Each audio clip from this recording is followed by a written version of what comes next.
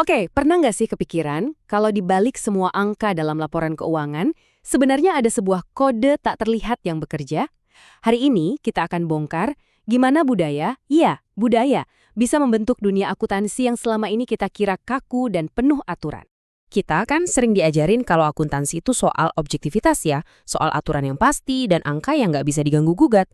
Tapi yakin sesederhana itu? Gimana kalau saya bilang kekuatan terbesar yang ngebentuk keuangan perusahaan itu bukan peraturan, tapi justru kode budaya yang nggak kelihatan? Nah ini dia gagasan yang bakal kita jelajahi, bahwa manusia dengan segala kerumitannya adalah variabel paling penting dalam setiap rumus akuntansi. Dan ini bukan ngarang loh, ini adalah bidang ilmu yang nyata, namanya akuntansi keperilakuan. Di sini kita nggak cuma ngelihat angka, tapi kita coba intip siapa orang di balik angka itu, apa motivasinya, biasnya, dan nilai-nilai apa yang mereka bawa. Untuk membedah ide ini, panduan kita adalah sebuah jurnal dari AS Kaya.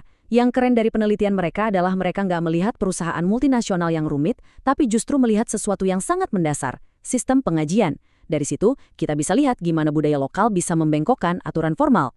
Intinya tuh gini, kamu boleh punya sistem paling canggih dan paling objektif sedunia. Tapi pada akhirnya, yang menjalankan sistem itu siapa? Manusia.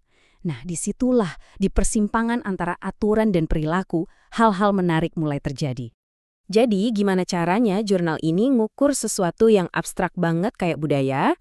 Nah, mereka memecahnya jadi beberapa dimensi kunci. Yuk kita lihat satu persatu.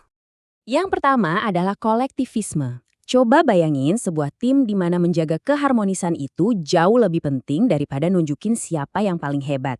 Di sini kepentingan bersama ada di atas pencapaian pribadi. Selanjutnya ada paternalisme. Ini tuh rasa hormat yang dalam banget ke atasan yang di budaya kita sering disebut sungkan. Rasa hormat ini bisa begitu kuat sampai-sampai ide untuk mempertanyakan atau mengoreksi atasan itu rasanya hampir mustahil, bahkan kalau kita tahu ada sesuatu yang salah. Nah, disinilah letak inti permasalahannya.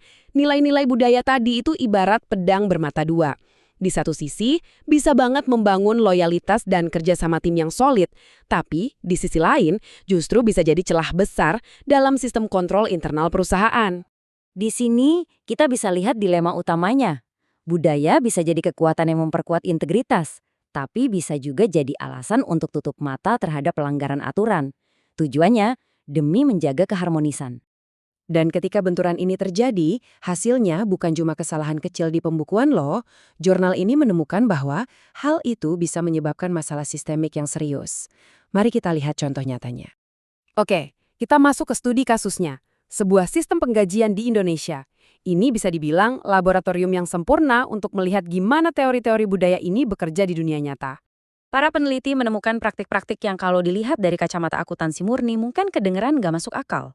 Misalnya titip absen, di mana rekan kerja saling menutupi ketidakhadiran temannya demi solidaritas. Atau bahkan ada karyawan fiktif, yang gajinya tetap dibayarkan. Semua dilindungi oleh kode kebersamaan yang tak tertulis. Coba deh bayangin kamu seorang akuntan junior. Kamu lihat bos kamu bikin kesalahan. Menurut prosedur, kamu harus lapor. Tapi budaya sungkan bikin kamu diam. Ini bukan karena kamu nggak kompeten, tapi karena menentang atasan dianggap pelanggaran sosial yang lebih besar daripada kesalahan akuntansi itu sendiri. Tapi, dan ini tapi yang sangat penting, jurnal ini juga menemukan bahwa budaya itu bukan musuh, justru sebaliknya. Nilai-nilai lokal yang sama bisa menciptakan benteng pertahanan yang jauh lebih kuat daripada sistem kontrol formal manapun. Dan kunci dari benteng pertahanan itu adalah sebuah konsep bernama amanah. Ini lebih dari sekedar jujur ya.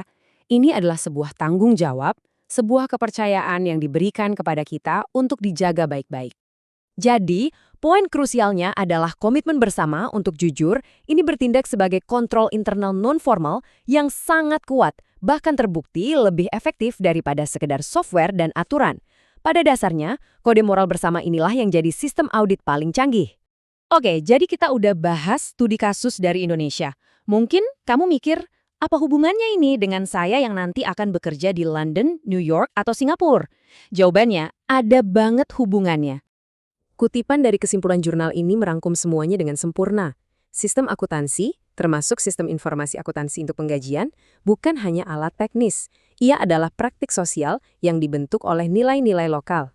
Ini artinya, untuk jadi benar-benar efektif dalam karir kamu di masa depan, kamu perlu belajar cara membaca aturan tak tertulis dari budaya organisasi tempatmu bekerja. Kamu harus jadi seorang antropolog akuntansi, bukan cuma seorang teknisi. Nah, ini jadi pemikiran akhir buat kita semua. Akuntansi itu pada dasarnya adalah cerita tentang manusia, dan tugas kita adalah memahami bahasanya. Jadi pertanyaannya, bagaimana kamu akan membaca kode budaya di organisasimu nanti?